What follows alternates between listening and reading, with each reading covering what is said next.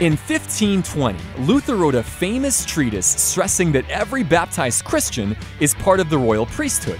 In other words, when it comes to making sure the Christian gospel is proclaimed, the person in the pew holds as much authority and responsibility as anyone, even the Pope himself.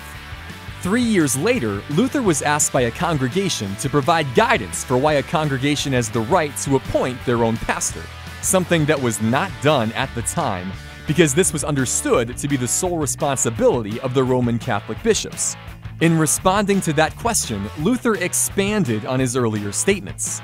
He made it clear that while human tradition dictated that only bishops, scholars, and church councils could judge doctrine, Scripture says the opposite. All Christians equally share the right not only to call a pastor, but to absolve sin and to judge the content of the pastor's sermons. While this was a radical shift from tradition, Luther was relying on Christ's own words. Jesus gives the power to judge teaching to all Christians equally.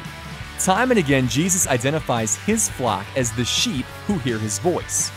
Christians are to keep and defend Jesus' word from those who would want to alter it or use it for their own purposes.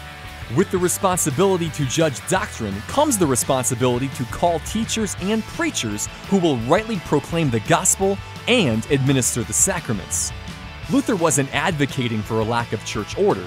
He understood the necessity of an orderly process to ensure preachers were educated properly and had the gifts necessary to proclaim the gospel. He also understood the people in the pews play a critical role in this process. They have the responsibility to ensure that Jesus' flock hears his voice.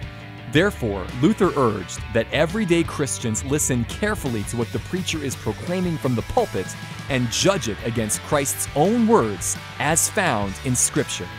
All of this was said and done so you can remember, a mighty fortress is our God.